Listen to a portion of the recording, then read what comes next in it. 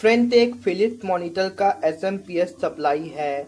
इसको रिपेयर करने में बहुत से लोगों को दिक्कत है। क्योंकि इसमें इतना सारा कंपोनेंट देख के बहुत लोग घबरा जाते हैं।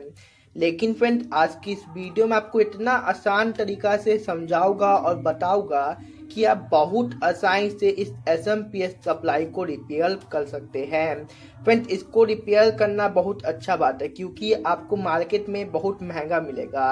तो चलिए वीडियो को स्टार्ट करते हैं। फ्रेंड्स सबसे पहले हल्का आपको समझा देते हैं कि ये कैसे काम करता है। और से फ्रेंड जो आपका एक नॉर्मल चार्जर होता है, कुछ इस तरह का 12 वोल्ट का चार्जर, 24 वोल्ट का, 5 वोल्ट का चार्जर होता है। और से दिख तो आपका ए है, बस फर्क क्या है, ये छोटा है ये बड़ा है, मतलब एक कम एम्पियर का है ज्यादा एम्पियर का है। और एक और चीज बता दूं फ्रेंड, ये आपके दो सप्लाई है, मतलब इसमें दो वोल्टेज आउटपुट में निकलता है, 5 वोल्ट 15 वोल्ट। इतना आपको बता दिया। अब चलिए बताते हैं कहाँ पर क्या क्या है, कैसे रिपेयर करना है। तो फ्रेंड आपको ये लाइन दिख रहा होगा, तो ये लाइन तो आपको पता है किस लिए होता है, नहीं पता तो मैं बता देता हूँ। प्राइमरी और सेकेंडरी को अलग करने के लिए। फ्रेंड हर एक सर्किट में आपका प्राइमरी और सेकेंडरी होता है, जैसा कि आप देख सकते हैं यहाँ भी एक लाइन है। तो फ्रेंड जो आपका मेन कैपेसिटर है, मेन कनेक्टर जो आपको 220 वोल्ट एसी देते हैं, वहाँ आपका होता है प्राइमरी, जिसको हम लोग इनपुट भी कहते हैं। और जो फ्रेंड जहाँ आपका आउटपुट का कैपेसिटर है, इस तरह के डायोड है जो आपकी डीसी डायोड होते हैं, FR SL diode, fast recovery diode, वो आपका होता है प्राइम सेकेंडरी सेक्शन। अब फ्रेंड आपको सबसे पहले समझा देते हैं कि कौन सा कंपोनेंट क्या क्या काम कर रहा है, जिससे फ्रेंड आपको समझने में और सीखने में कोई भी दिक्कत नहीं होगा। तो यहाँ हम मेन लाइन देते हैं नेगेटिव और पॉजिटिव, वही फेज और न्यूट्रल। तो यहाँ सबसे पहले फ्यूज पे आता है, जो आपके सर्किट को प्रोटेक्ट करता है। कभी भी आपके सर्किट में शॉर्ट सर्किट होगा तो ये अपने आप को उड़ा देगा। उसके बाद फ्रेंड आपका यहाँ एक एनटीसी है। एनटीसी का काम आप जानते हैं, नहीं जानते तो मैंने वीडियो बना रखी है, आप जाके देख सकते हैं। उसके बाद फ्रेंड आपका ब्रिज रेक्टिफायर है, क्या करता है, आपकी एसी वोल्टेज को डीसी में कन्वर्ट करने का काम करता है। उसके बाद फ्रेंड आपका एक एमओवी है, एक आपका पीएफ कैपेसिटर है ब्लू रंग का, आपका मेन कैपेसिटर है, आपकी आईसी है, ये भी आपका एक रेजिस्टेंट है। ये आपका है जो आपकी आईसी को चलाने के ट्रांसफार्मर से वोल्टेज निकलता है, उसको प्योर डीसी में बनाने का काम ही करता है। उसके बाद ये जो आपके यहाँ से वोल्टेज निकलता है, इसी पे आपका जाता है फिल्टर होता है और आपकी आईसी पे जाता है।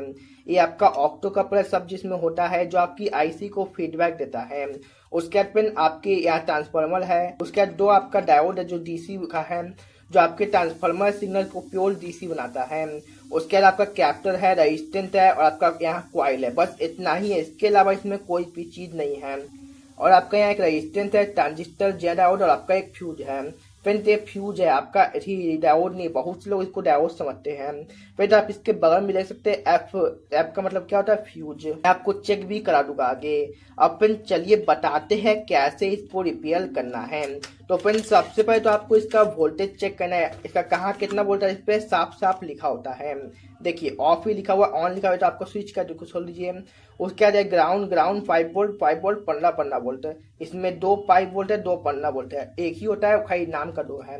अब सबसे पहले इसका वोल्टेज चेक करने का आपको इसको मल्टीमीटर क्वांटिटी मोड पे लगाना है, जिसको बजर मोड भी कहा जाता है।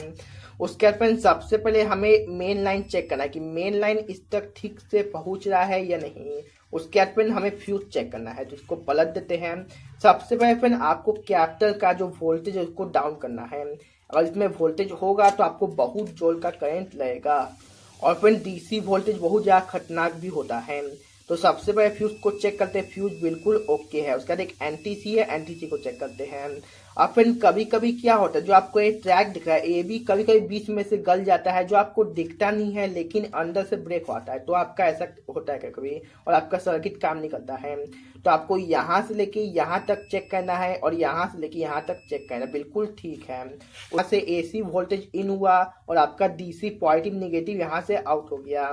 तो इस ब्रिज रेक्टिफायर को भी चेक करना है, जो आपका ब्रिज रेक्टिफायर है। उसके बाद आपका एमओवी है, एमओवी किस लिए होता है, आपकी हाई वोल्टेज से प्रोटेक्शन करने के लिए। लेकिन फ्रेंड यहाँ एमओवी का डायरेक्शन मुझे गलत लगा, क्योंकि एमओवी को यहाँ देना चाहिए था, एनटीसी से पहले, एनटीसी के बाद, ब्रिज रेक्टिफायर के बाद दिया गया। जिससे क्या हो सकता है कि आपका कभी भी हाई वोल्टेज आएगा तो आपका सब कंपोनेंट तो प्रोटेक्ट हो जाएगा, लेकिन आपका ब्रिज रेक्टिफायर चल जाएगा। तो चलिए इससे कोई दिक्कत नहीं है, लेकिन वही है कि आपका ब्रिज रेक्टिफायर खराब होने का डर रहेगा। उसके बाद फ्रेंड आपका यहाँ कैप्टर है जो आपका उसके बाद थोड़ी यहाँ एमओबी है, एमओबी को चेक करते हैं, इस पर कोई भी रीडिंग नहीं आती है। तो देखिए कोई भी रीडिंग नहीं आ रहा है, 500 जो आ रहा है आपका बेड रेक्टिफायर का रीडिंग है। उसके बाद फ्रेंड आपका यहाँ एक कैपिटल भी है, मैं देखता हूँ, ये देखिए आपका एक पीएफ कैपिटल भी है, पीएफ कैपिटल है, ये भी बिल्कुल ठीक है। तो ये पलटने पे आ रहा है, पलटने के बाद नहीं आया तो बिल्कुल ठीक है।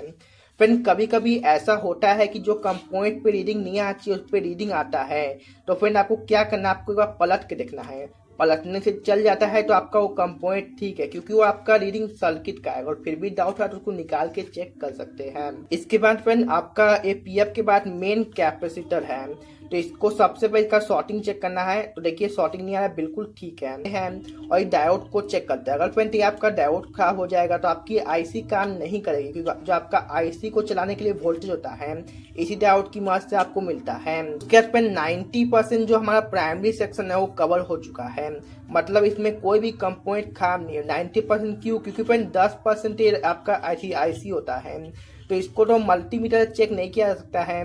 और फिर यहाँ एक रेजिस्टेंस भी है, तो इसको चेक करते कितने वैल्यू का है। तो देखिए ये बहुत कम वैल्यू का रेजिस्टेंस है, ऑलमोस्ट ये फ्यूज रेजिस्टेंस है मुझे लग रहा है, हाँ फ्रेंड ये फ्यूज रेजिस्टेंस है, तो ये भी ठीक है।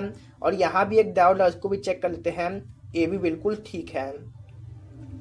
अब फ्रेंड हमें यहाँ ऑक्टोकपल दिख रहा है, ऑक्टोकपल को भी चेक करना है। ऑक्टोकपल खराब होगा तो आपका सर्किट थोड़ा देर ऑन होगा फिर बंद हो जाएगा। ऑक्टोकपल चेक करते हैं, ऑक्टोकपल की इस तरफ रीडिंग आपका नहीं आना चाहिए।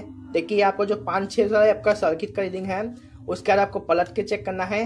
पलट के देखिए फ्रेंड 17 वाला धीरे धीरे बलते बलते आपका खत्म हो जाएगा, बिल्कुल ठीक है। अब दूसरे साइड आपको चेक करना है, इस पर रीडिंग आता है, दोनों साइड से आपका आएगा 500-600। तो देखिए ये आ रहा है, बिल्कुल ठीक है। और दोनों साइड से आता नहीं, लेकिन आपके सर्किट का रीडिंग है, एक साइड से आता है 500-600, क्योंकि आपका एक एलईडी होता है, डायोड होता है। अब यहाँ तक तो सब कंपोनेंट ओके हैं।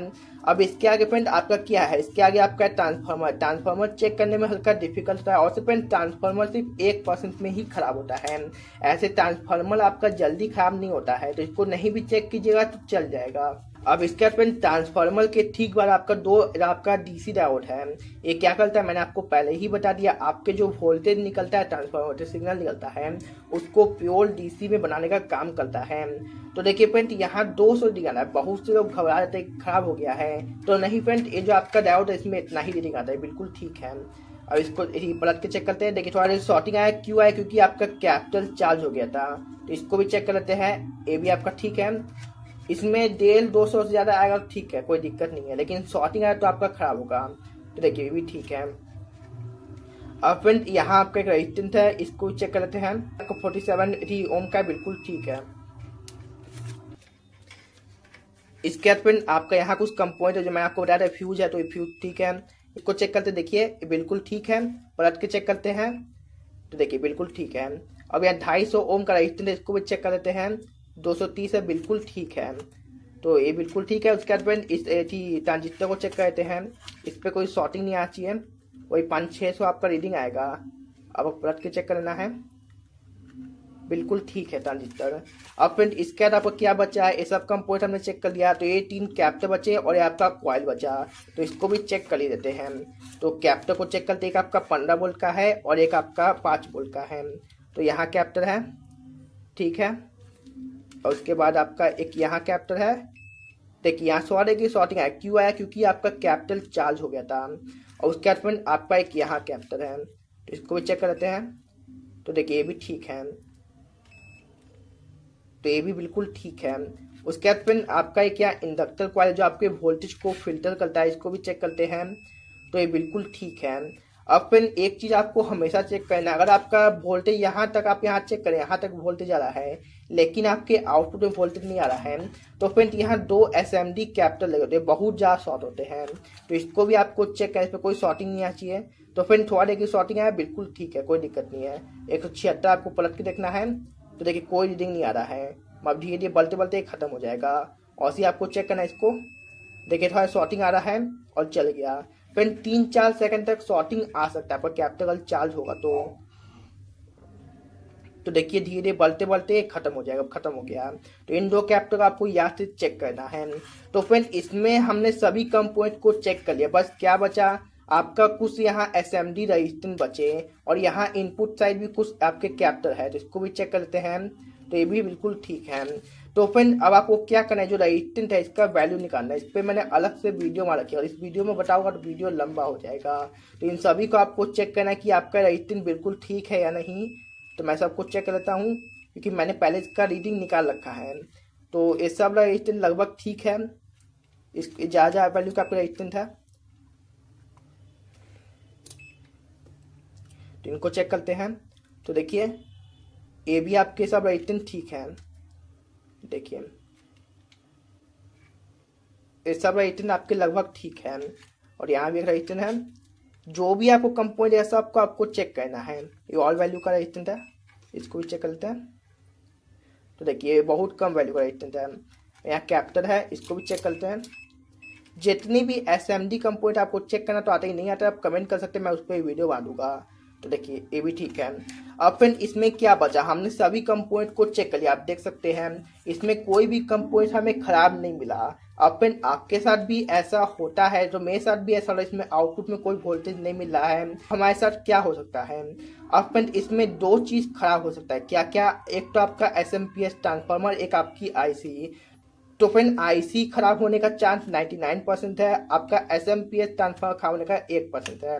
तो पहले तो हमें इस IC को चेंज करके देखना होगा। इस IC का नंबर आपको दिखाए, इस IC का नंबर है LD7904। तो ये IC तो मेरे पास नहीं है, मैं बाद में ला के इसमें डाल दूंगा। तो फ्रेंड आप भी ऐसे रिपेयर कर सकते, बहुत आसानी से रिपेयर हो जाता है। बस आपको part by part step by step check करना, जो भी खराब है उसको चेंज करना, आपका ठीक हो जाएगा। तो फ्रेंड मुझे आशा है कि आप समझ गए कैसे किसी भी मॉनिटर के सप्लाई को रिपेयर किया जाता है। तो अगर आपको वीडियो अच्छी लगी तो वीडियो को लाइक और चैनल को सब्सक्राइब जरूर कीजिएगा। Thank you.